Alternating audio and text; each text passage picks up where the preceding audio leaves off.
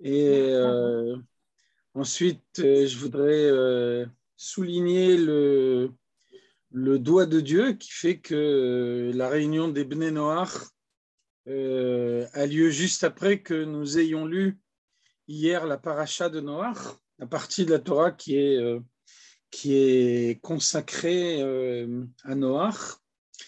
Et donc, il me semble que le fait que la réunion soit fixée juste après avoir lu cette paracha de Noach, c'est peut-être une autre lecture qui peut être donnée du thème de votre réunion. Le thème, c'est l'engagement. Et donc, j'imagine que vous entendez par engagement votre engagement personnel. Eh bien, l'exemple de Noach nous montre que l'engagement personnel doit s'accompagner d'un engagement envers d'autres personnes. Quand on est heureux, on ne peut pas se contenter du bonheur personnel. On doit partager son bonheur avec d'autres personnes. Et on trouve une discussion dans le Talmud sur les qualités morales de Noach. On trouve deux avis dans le Talmud, deux de nos sages. La Torah emploie les qualificatifs à propos de Noach. Elle dit « c'était un homme juste et intègre en sa génération ». Donc, nos sages s'interrogent, est-ce que l'expression en sa génération relativise les mots précédents, ou bien est-ce qu'au contraire, elle les accentue?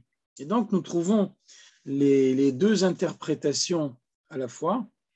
Un premier avis de nos sages nous dit, si dans une génération aussi corrompue,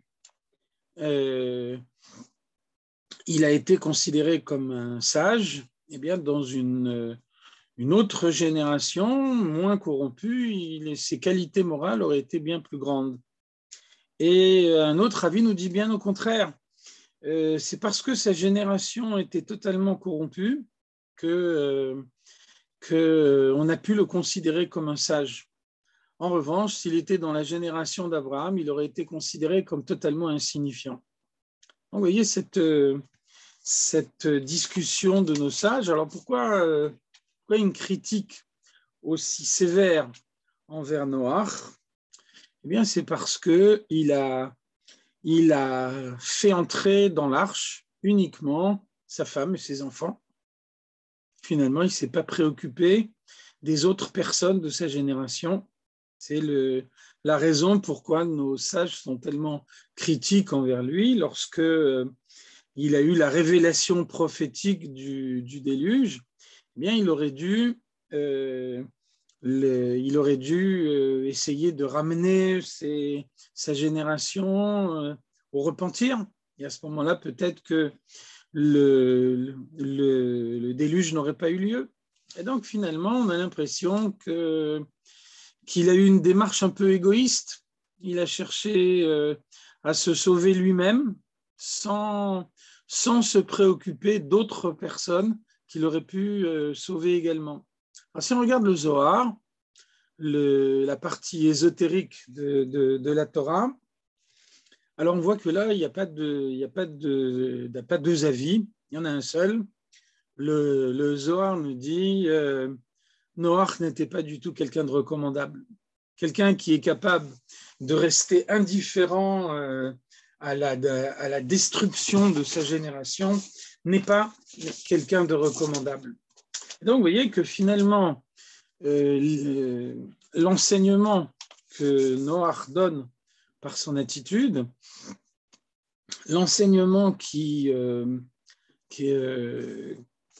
nous devons partager, puisque finalement votre réunion est directement liée à Noach, à la fois parce que vous êtes des Bnei Noach et parce que votre réunion intervient juste après que cette partie de la Torah ait été lue dans toutes les synagogues du monde, c'est que finalement, l'engagement véritable, c'est l'engagement envers les autres personnes. Et donc, si on admet cette idée de la providence divine, du fait que tout ce qui se passe dans le monde n'est pas livré au hasard, mais tout est réglé par Dieu, eh bien, ça veut dire que tous les contacts que vous pouvez avoir avec d'autres personnes ont pour objet de leur véhiculer un message positif. Il peut s'agir d'un contact professionnel, d'un contact commercial, d'un contact qui en apparence n'a rien à voir avec le service de Dieu. Et donc, nous devons savoir que rien n'est indépendant du service de Dieu dans le monde. Et donc, lorsque Dieu fait en sorte que vous rencontriez une certaine personne, même si vous avez avec lui et avec elle un dialogue professionnel, eh bien, il faut utiliser cette occasion pour pouvoir véhiculer le message de la croyance en Dieu, des 7 mitzvot, des Béné Noach, de la bonté qui doit être à la base de l'humanité. Et donc, c'est finalement une mission que Dieu confie à vous, à nous, à chacun d'entre nous. Souvent, on met en opposition, ou en tout cas en comparaison, le comportement de Noach avec celui d'Abraham. Vous voyez que lorsqu'Abraham a connaissance de l'existence de Dieu, alors sa réaction immédiate est de transmettre le message, d'en parler aux autres. Au point, nous disent nos sages, on le voit même dans la Torah, Abraham pratique la circoncision, il est déjà âgé, il est pratiquement centenaire au moment où il se circoncis, et donc il est faible. Et à ce moment-là, Dieu fait que le soleil brille très fort de façon à ce qu'il n'y ait pas du tout de passants et que Abraham n'ait personne à inviter pour ne pas le déranger. Et donc, nous dit le Midrash, Abraham souffre parce qu'il a besoin d'exprimer cette bonté qu'il a en lui, et même s'il n'y a pas d'invité, et donc à ce moment-là, on peut dire, lorsque quelqu'un passe dans la rue, Abraham l'invite dans sa tente, lui sert à manger et utilise cette occasion pour lui expliquer que Dieu existe. Lorsque personne ne passe dans la rue, Abraham n'est pas tenu à l'impossible, il ne peut pas inviter s'il n'y a personne. Bien, on voit qu'Abraham souffre, parce qu'il considère que cette mission est une mission permanente, il doit faire du bien aux autres, et au moment où il n'a pas la possibilité de mener à bien cette mission, bien, il en souffre physiquement. C'est ce qu'on n'a pas trouvé chez Noach, et c'est finalement l'apport d'Abraham, qui est également le père de tous les croyants, dont le comportement est un enseignement pour nous tous. Et donc, en notre génération, en particulier dans une génération de perte de valeur, dans une génération où les difficultés matérielles font que bien souvent on ne consacre pas à la spiritualité dans sa vie la part qu'elle mériterait d'obtenir. Alors ceux qui ont eu le mérite de prendre conscience de l'existence de Dieu et de l'héritage qu'il a confié à l'humanité entière doivent considérer qu'ils sont investis d'une mission sacrée de transmettre ces valeurs à toutes les personnes avec lesquelles ils ont des contacts. En fait, on peut même trouver cet enseignement chez Noach lui-même, puisque on voit que dans le verset de la Torah, eh bien, il est qualifié de juste, intègre. Bien évidemment, chaque mot de la Torah a une signification particulière, aucun mot n'est laissé au hasard. Et donc, nos sages expliquent, le juste, c'est un qualificatif qui s'applique au comportement concret. Juste, tzaddik, ça veut dire que Noach s'emploie à tout moment à mettre en pratique la volonté de Dieu. Et, et donc, de cette façon-là, il sait qu'à tout moment, il a quelque chose à faire, que Dieu guide ses pas, que Dieu dirige ses pas, et il se pose en permanence la question, comment accomplir la volonté de Dieu à cet instant précis. On voit que dans la littérature rabbinique, on fait la différence entre un serviteur et un serviteur fidèle. En hébreu, Eved, le serviteur, Eved Ne'eman, le serviteur fidèle. Donc nos sages nous disent, quelle est la différence entre un serviteur et un serviteur fidèle? Le serviteur, c'est celui qui accomplit la volonté de son maître, et puis qui, une fois que cette volonté a été accomplie, considère qu'il a rempli son devoir et qu'il peut maintenant avoir d'autres activités. Le serviteur fidèle, c'est celui qui s'emploie à servir son maître en permanence. Et au moment où son maître ne lui demande rien, alors il imagine lui-même ce qui pourrait faire plaisir à son maître et il essaye de cette façon-là de s'attacher à son maître en permanence. Alors c'est le sens de tamim, intègre, second adjectif que la Torah emploie à propos de Noach.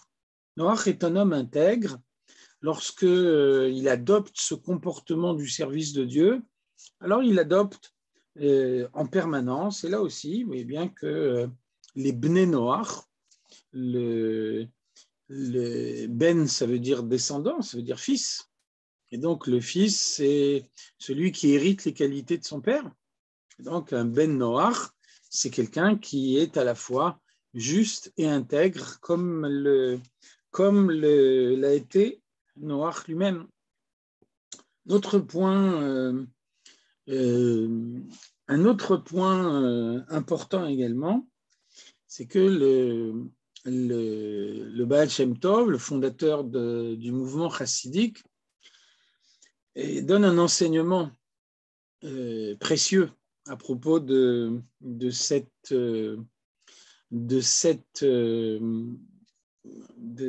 paracha de Noach, de ce passage de la Torah qui nous décrit le récit de Noach. On voit que le verset nous dit, une fois que l'arche a été construite, eh bien, Dieu dit à Noach, entre dans l'arche. Le moment est venu d'entrer dans l'arche. L'arche, en hébreu, dans la Torah, c'est Teva. Et on voit que le mot Teva signifie également un mot. Et donc, le Baal Shem Tov nous dit, entre dans l'arche, ça veut dire entre dans les mots de l'étude de la Torah, entre dans les mots de la prière.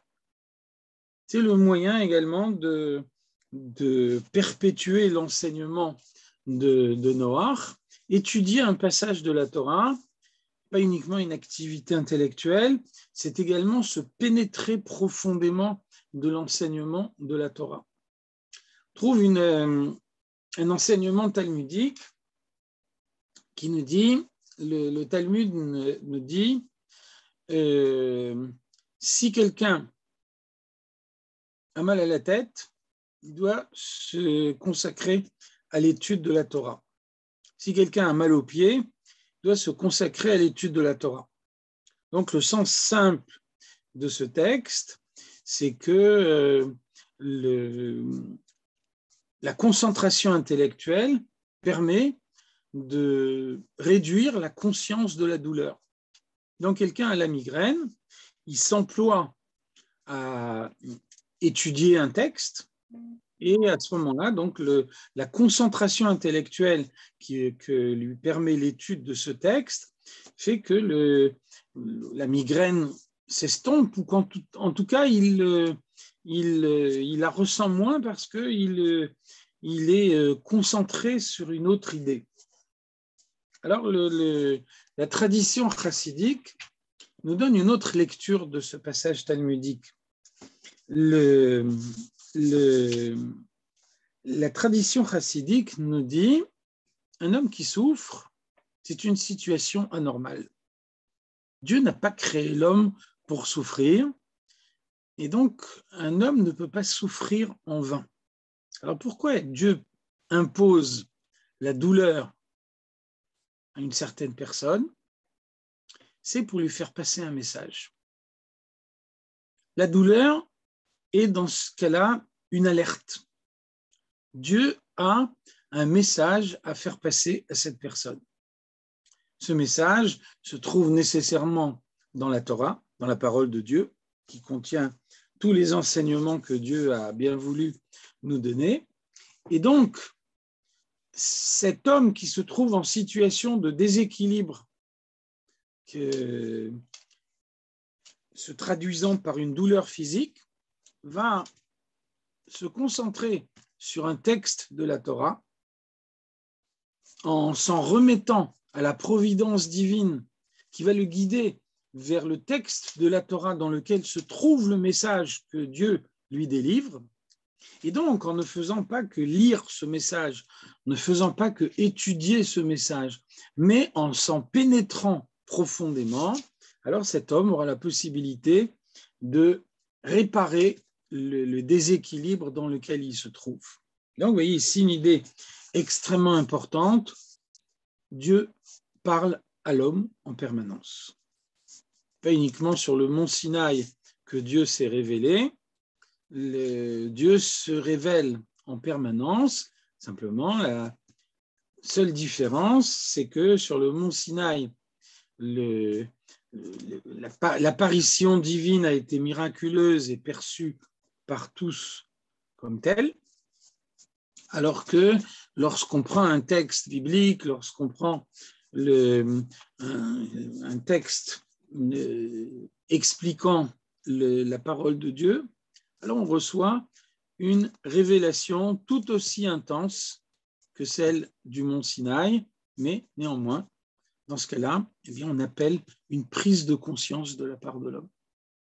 Il faut qu'il ait conscience de se trouver face à face avec Dieu et que les mots qu'il étudie sont des mots que Dieu lui adresse à titre personnel.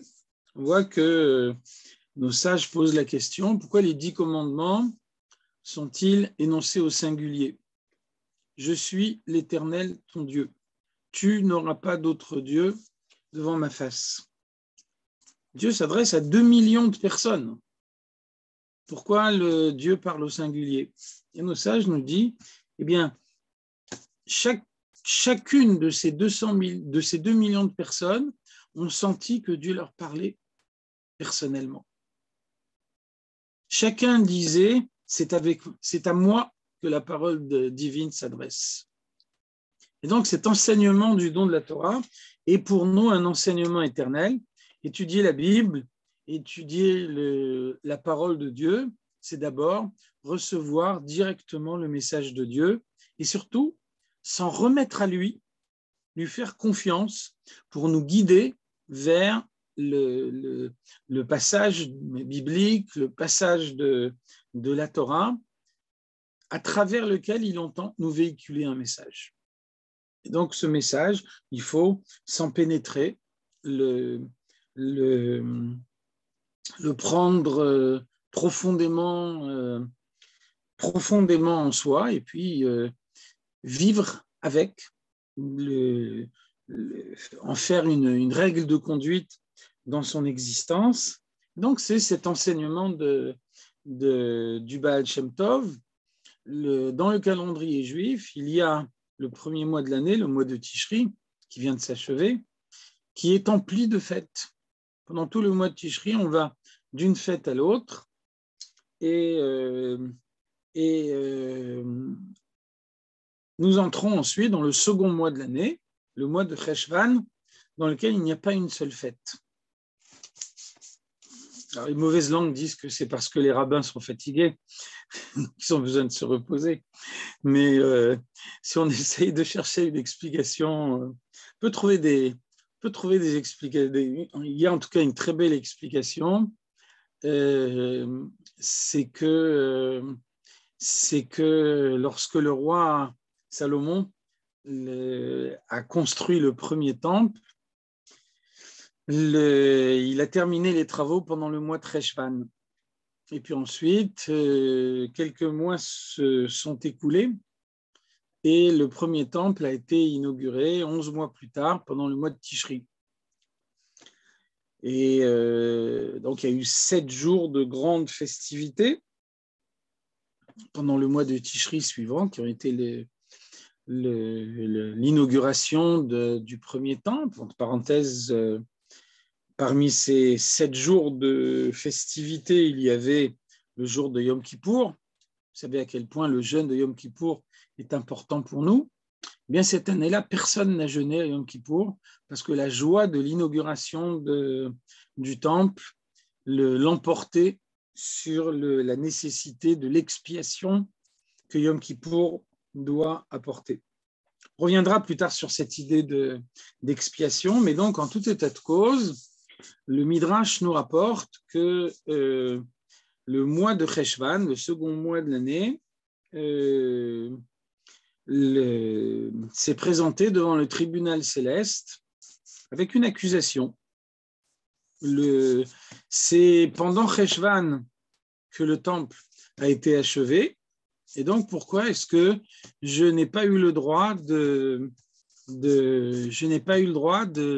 à une fête d'inauguration du temple pendant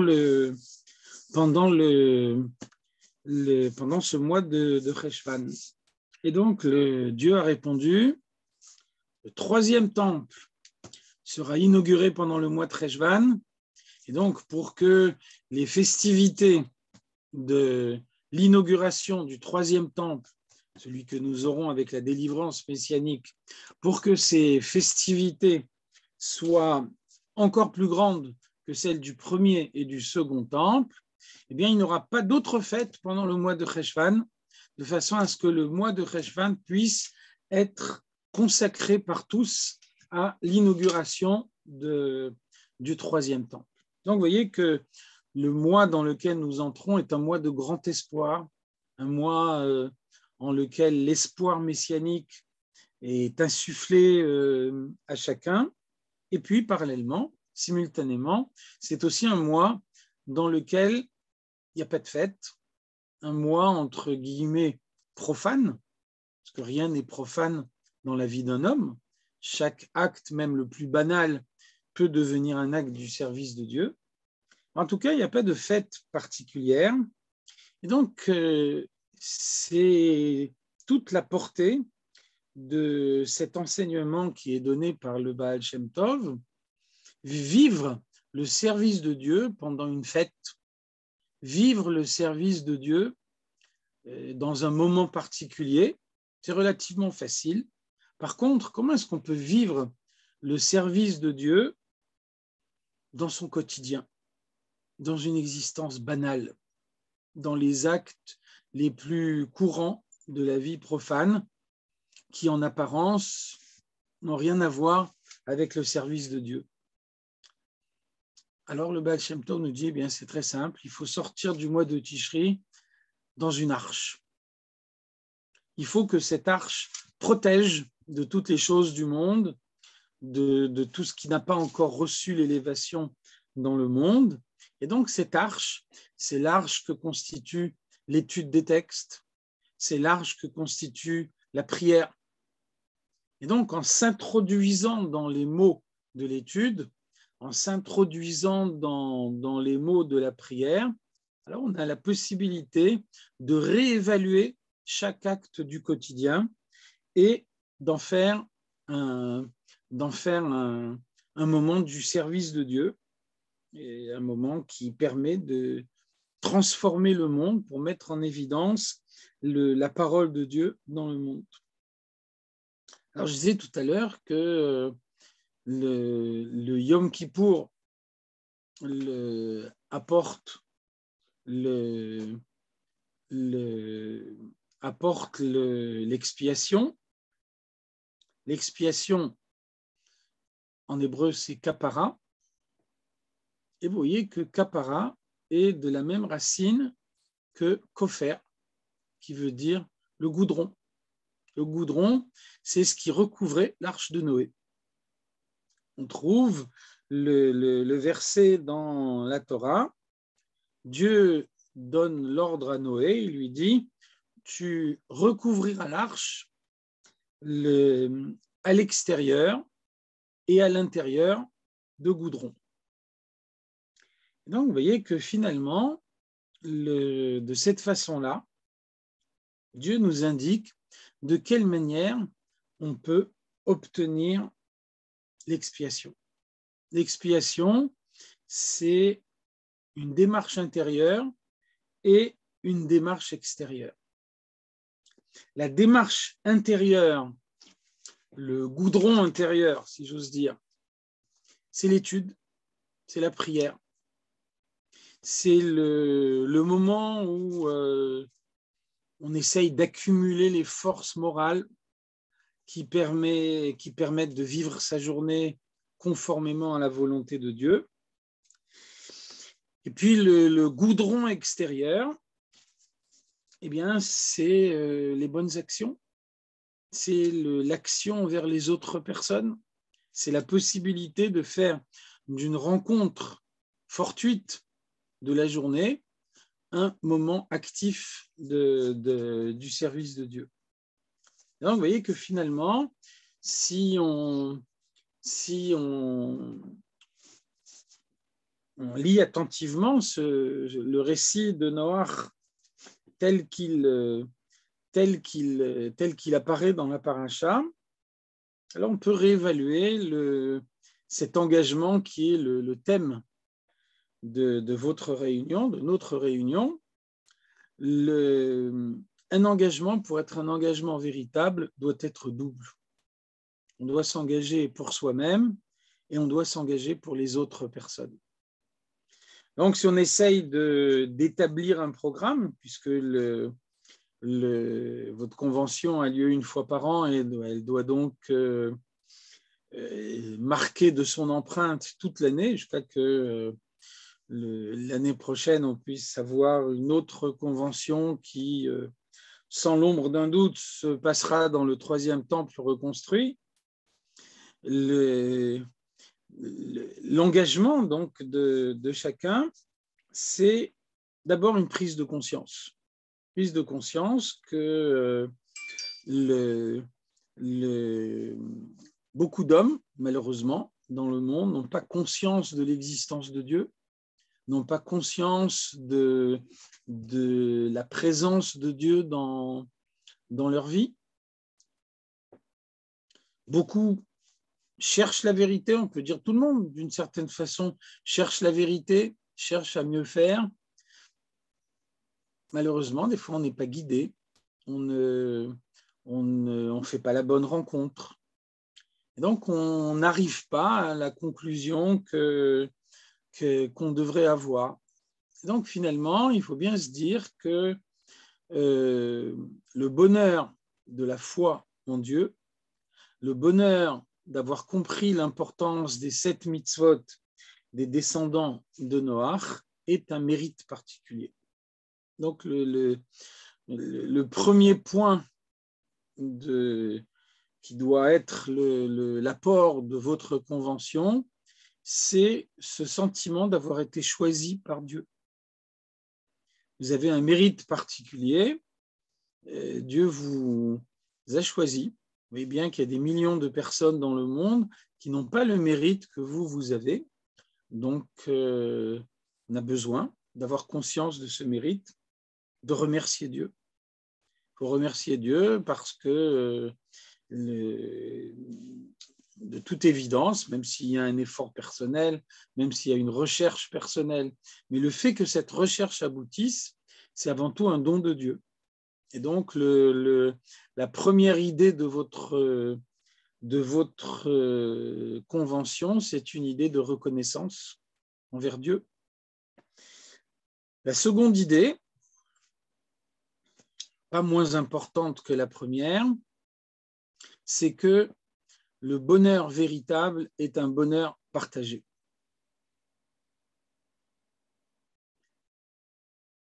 on ne peut pas garder son bonheur pour soi-même, il s'agit d'une attitude égoïste. Et donc, finalement, quand un bonheur n'est pas partagé, il n'est pas un bonheur véritable. On voit que, par exemple, nous avons des textes talmudiques dans lesquels on nous dit que après la destruction du temple, certains de nos sages avaient une élévation morale si grande qu'ils vivaient comme si le temple n'avait pas été détruit. Ils s'attachaient à Dieu comme si le temple était toujours en fonctionnement,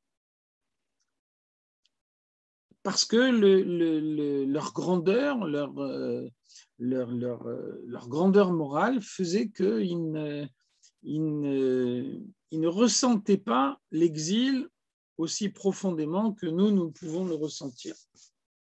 Et donc, le texte du Talmud pose la question, peut-on dire que de telles personnes sont en exil ou pas? Il y a actuellement l'exil d'Israël parmi les nations, le temple est détruit, c'est uniquement le Messie qui pourra le reconstruire. Tant que le Messie n'a pas reconstruit le temple, alors le peuple d'Israël est en exil.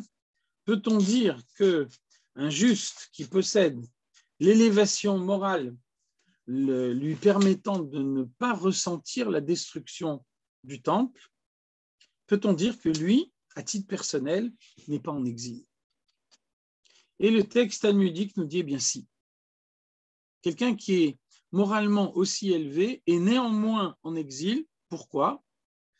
Parce que ce sentiment de vivre avec le temple est un sentiment qu'il ne partage pas avec les autres. Le simple fait que d'autres personnes n'ont pas l'élévation morale que lui, il a, que d'autres personnes ressentent effectivement la destruction du temple, eh bien, ça fait que même si lui ne la ressent pas, il est quand même en exil. Parce qu'il possède à titre personnel une élévation morale, mais il n'arrive pas à la partager avec les autres. Donc, c'est le second point de votre programme annuel, si je peux me permettre, c'est que après avoir pris conscience du bonheur de vivre chaque journée avec Dieu, eh bien, vous devez faire en sorte que par votre intermédiaire, le plus grand nombre de personnes puissent également avoir le bonheur de cette conscience. Et donc, considérez que lorsque vous rencontrez une personne, eh bien, c'est Dieu qui a fait que vous la rencontriez. Et donc, en glissant un mot, en lui permettant de prendre conscience, eh bien, un mot positif fait toujours son effet. Peut-être pas immédiatement. Vous lui suggérerez un thème de réflexion qui ne fera son effet que beaucoup plus tard. Mais en tout état de cause, un bon mot, un mot positif a toujours un effet. Il y a des versets de la sagesse du roi Salomon qui nous dit « Envoie ton pain au fil de l'eau ». On prend le pain et on le pose sur l'eau. Et puis l'eau emporte ce pain, on ne sait pas où. Alors on fait confiance à Dieu et on est certain qu'à un moment, il y a quelqu'un qui a faim et qui va trouver ce morceau de pain et qui va pouvoir de cette façon-là se nourrir. Voilà, nous sommes des envoyeurs de pain au fil de l'eau. Notre rôle, c'est d'envoyer la parole de Dieu au quotidien à toutes les personnes que nous rencontrons en ayant la certitude que Dieu fait le reste, que Dieu fait en sorte que ces paroles soient efficaces, que ces paroles soient fructueuses et que de cette façon-là, eh bien, nous puissions contribuer à faire en sorte que le plus grand nombre de personnes puissent se rapprocher de Dieu. Alors, autre point, comment est-ce que on a la force morale pour pouvoir assumer cette mission dans le monde? Alors, je disais tout à l'heure, l'expiation est une expiation intérieure et une expiation extérieure. Troisième point, c'est donc cette expiation intérieure, c'est que chacun a besoin d'un moment de ressourcement. On voit que, par exemple, aux États-Unis, le précédent Rabbi de Lubavitch et puis ensuite son successeur, le rabbi actuel de Lubavitch, ont lancé des campagnes pour que dans les écoles publiques, chaque élève puisse commencer sa journée en ayant une minute de silence qu'on peut consacrer à la méditation à Dieu. Chacun a le droit d'avoir ses propres croyances et donc à penser à Dieu de la manière dont lui veut y penser, mais en tout état de cause, consacrer une minute le matin en se réveillant à la pensée que Dieu dirige le monde. Selon l'expression de la Mishnah, on dit un œil voit et une oreille entend. Un homme n'est pas livré à lui-même. Il y a un œil qui le voit en permanence, il y a une oreille qui l'entend en permanence. Alors voilà, c'est là que c'est le troisième point de votre programme annuel, la force de pouvoir assumer la mission, c'est la force de se ressourcer, c'est la force de prendre quelques minutes de réflexion, quelques minutes de prière, quelques minutes pendant lesquelles on s'adresse directement à Dieu. On voit que nos sages, quand ils nous montrent l'importance de la prière, nous disent finalement, regardez comment vous voulez rencontrer un roi en chair et en os, vous avez de multiples démarches à faire, et peut-être que finalement, vos démarches n'aboutiront jamais, que vous ne le rencontrerez jamais, ou en tout état de cause, même si vos démarches aboutissent, ça peut être avec un délai de plusieurs mois, peut-être de plusieurs années. Et regardez comment Dieu est disponible, et chaque fois que vous vous adressez à lui, il vous écoute. Un œil vous regarde, une oreille vous entend. Et donc, Dieu n'a rien créé d'inutile dans le monde. Et si Dieu donne cette capacité à l'homme de s'adresser à lui, de lui parler, de se pénétrer de sa parole, eh bien, ça veut dire que les moments d'étude, les moments de prière sont des moments choisis pendant lesquels on a la possibilité de se ressourcer, de prendre des forces morales pour pouvoir affronter le quotidien et surtout le voir d'une manière différente. Affronter le quotidien non pas comme quelque chose de pesant, une difficulté à laquelle l'homme est confronté, mais au contraire comme une rencontre enrichissante avec le monde que Dieu a créé. Si vous regardez une situation non pas comme une contrainte, mais au contraire comme la rencontre avec la création de Dieu, vous voyez que votre vision des choses transforme la manière de considérer l'événement. Donc c'est le troisième point qui est très important, se fixer régulièrement, chacun à son rythme. Ça peut être quelques minutes par jour, ça peut être quelques minutes par semaine. C'est à chacun de décider, mais en tout état de cause, on a besoin de ces moments pendant lesquels on peut se ressourcer, pendant lesquels on peut penser à la parole de Dieu, pendant lesquels on peut penser à la mission que Dieu confie à chacun d'entre nous. Et puis, quatrième point de votre programme, et rassurez-vous, j'en ajouterai pas un autre, c'est, après avoir parlé de l'expiation intérieure, eh bien, c'est l'expiation extérieure. Multipliez les bonnes actions. Faites en sorte que chaque action devienne une action positive.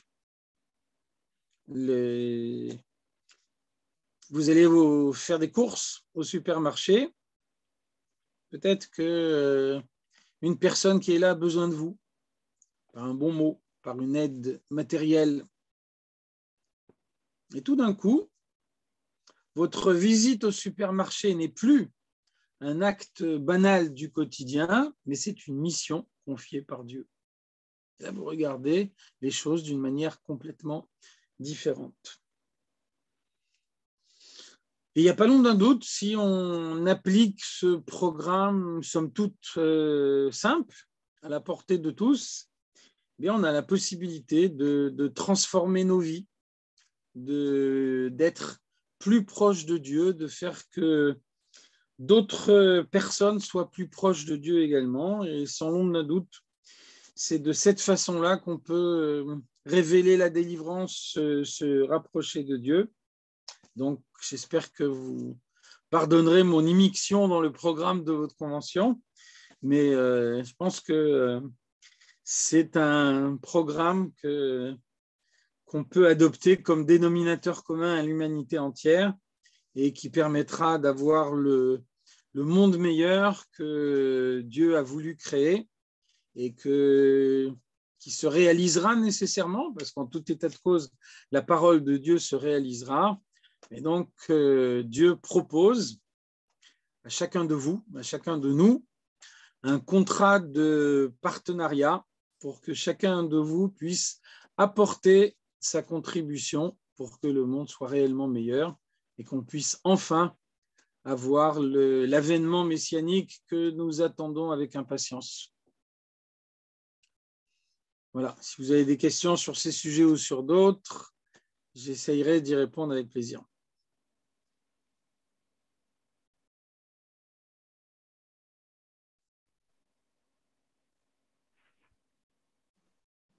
Bonjour Rav, s'il vous plaît, ceux qui ont des questions, vous ouvrez vos micros et vous les refermez après, parce que sinon, quand je referme vos micros, ça ferme, comme vous avez vu tout à l'heure, le micro du Rav aussi.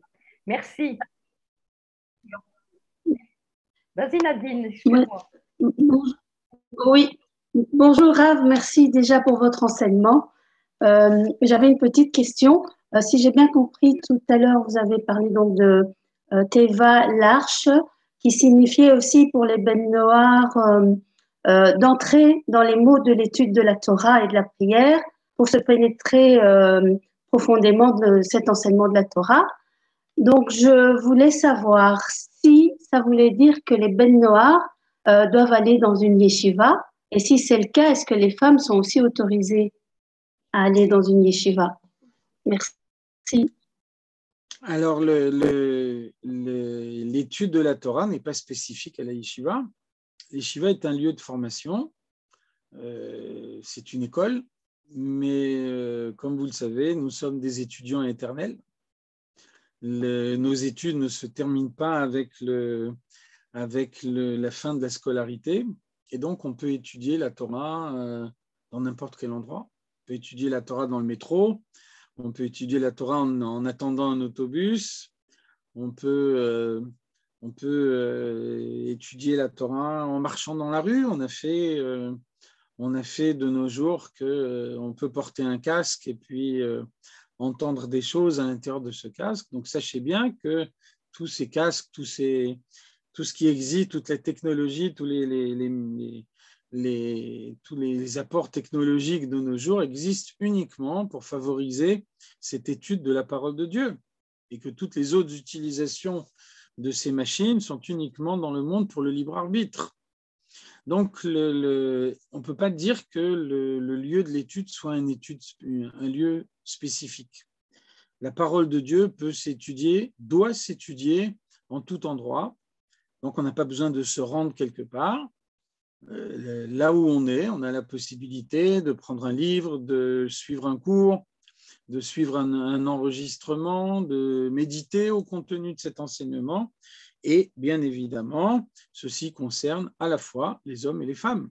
Une femme doit étudier au même titre qu'un homme, puisqu'elle doit servir Dieu au même titre qu'un homme, et que donc elle a besoin d'étayer son service de Dieu par la connaissance. Si on ne possède pas la connaissance de la parole de Dieu, on peut des fois faire un contresens sur la manière de le servir. Donc, on doit avoir accès à sa parole, et bien évidemment, c'est tout aussi important pour un homme que pour une femme.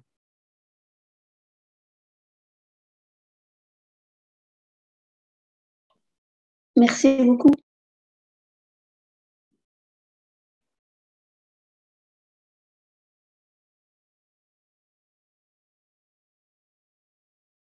D'autres questions, d'autres points? On a fait le tour de la question, ou si vous avez d'autres sujets, comme vous voulez, pas de problème. Shalom Rav, j'aurais une petite question concernant quelqu'un qui a pris sur lui de passer par le Giour. Est-ce que l'engagement noarit a encore un sens pour cette personne? Est-ce que quelqu'un qui prend un engagement noarit, est-ce que cet engagement est une fin en soi, ou est-ce qu'il peut entrevoir cet engagement comme étant une étape dans son cheminement? Écoutez, Dieu a créé dans le monde plusieurs nations. Ça veut dire que si Dieu considérait qu'il n'y a une issue que dans le judaïsme, alors il aurait fait que l'humanité entière soit juive. Ça veut dire que si Dieu a créé plusieurs nations, ça veut dire que chaque nation a sa place dans le monde, et ça veut dire qu'un Ben Noach qui sert Dieu dans ce monde accomplit pleinement la finalité de sa création. Donc, être un Ben Noach, ça n'est en aucune façon une étape préalable à la conversion. La conversion est une situation exceptionnelle. Je dirais presque, quitte à vous choquer, je dirais presque que la conversion est accidentelle.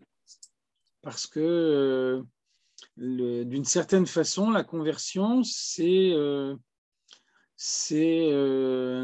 constater une erreur divine par le fait que Dieu ne m'a pas créé juif, alors que je suis plus à l'aise pour le servir en étant juif. C'est la raison pour laquelle plusieurs de nos sages disent que quelqu'un qui se convertit en judaïsme, c'est en réalité quelqu'un qui était déjà juif auparavant. Et donc, il ne fait qu'exprimer le judaïsme qu'il avait d'ores et déjà en lui. C'est pour ça que le Talmud emploie l'expression « un converti qui se convertit ». Vous voyez qu'on aurait dû dire un non-juif qui se convertit. Donc, quand on dit un converti qui se convertit, alors d'une certaine façon, on a l'air de dire il était déjà converti avant même sa conversion. Donc, c'est très important. Ça veut dire que le judaïsme et la Torah accordent une importance fondamentale au service de Dieu des Bnei Noach. Donc, les Bnei Noach ne sont en aucune façon un ersatz de judaïsme, ils ne sont en aucune façon une étape préalable à quelque chose de plus haut. Quelqu'un qui n'a pas été créé juif et qui, étant un Ben Noach, met en pratique les enseignements que Dieu a donnés aux Bnei Noach, peut recevoir la plus haute élévation spirituelle concevable dans ce monde.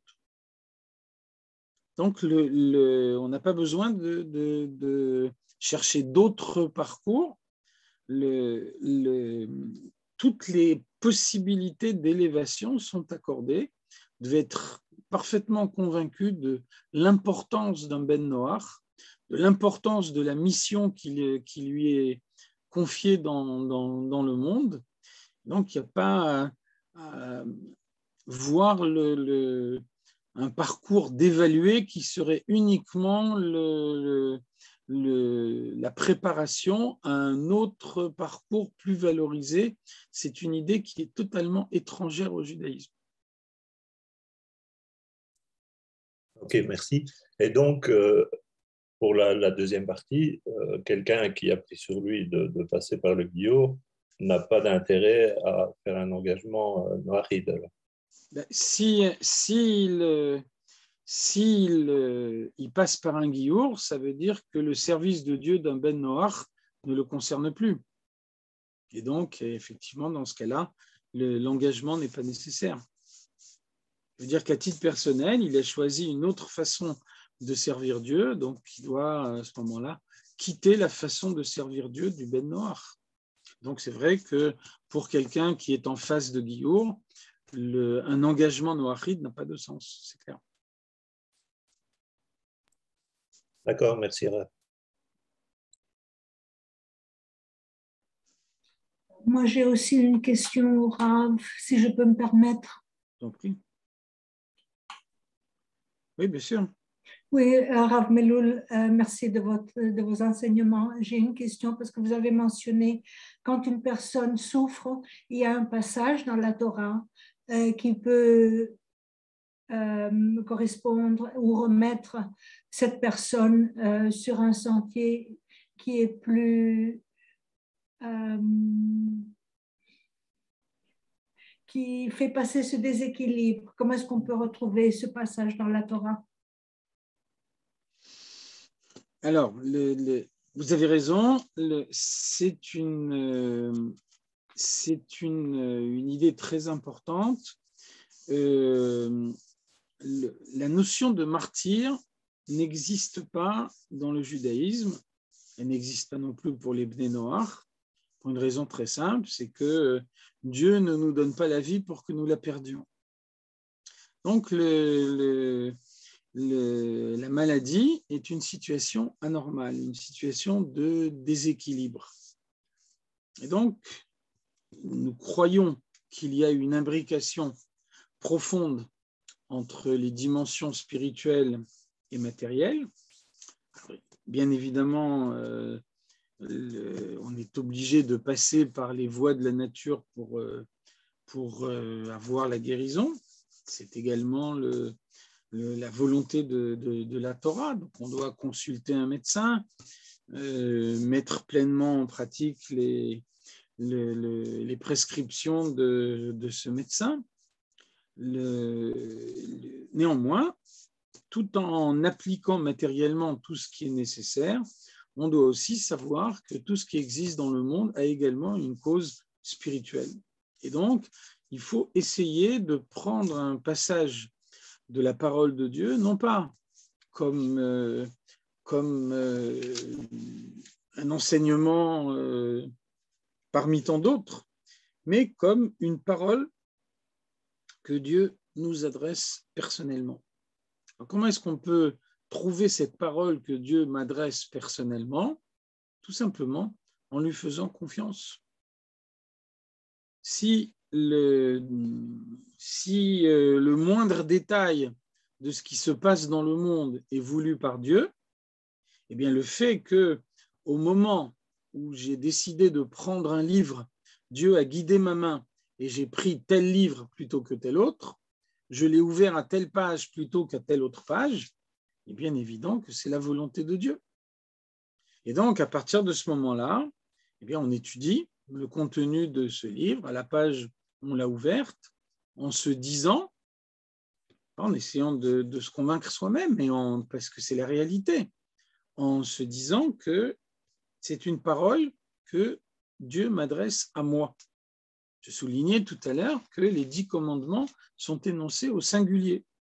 C'est valable pour tout enseignement qui est donné par Dieu. Il est énoncé au singulier et s'adresse personnellement à la personne qui en prend connaissance. Donc, étudier un texte en vous pénétrant de l'idée, lorsque Dieu a prononcé ces mots, il les a prononcés pour moi. Ce n'est pas une vue de l'esprit, c'est la réalité. Dieu s'adresse à chacun en particulier. Et donc, voilà, peut-être que de cette façon-là, en réfléchissant, alors vous trouverez un domaine dans lequel une amélioration est possible, une pratique de votre existence que vous pouvez changer, réévaluer d'une autre façon. Et bien à ce moment-là, soyez convaincus que c'est la volonté de Dieu de vous conduire à cette prise de conscience. Et donc, c'est aussi le moyen d'obtenir la guérison, parce que l'épreuve a pour but d'apporter à l'homme l'élévation. Dès l'instant où l'homme acquiert cette élévation, l'épreuve devient inutile, et à ce moment-là, Dieu la supprime. Donc, avoir cette attitude, rechercher systématiquement la dimension spirituelle qui est cachée dans l'événement matériel, c'est avoir une vie plus éclairée et donc pouvoir, de cette façon-là, mettre en pratique plus clairement la volonté de Dieu. Merci beaucoup, Rav Meloul.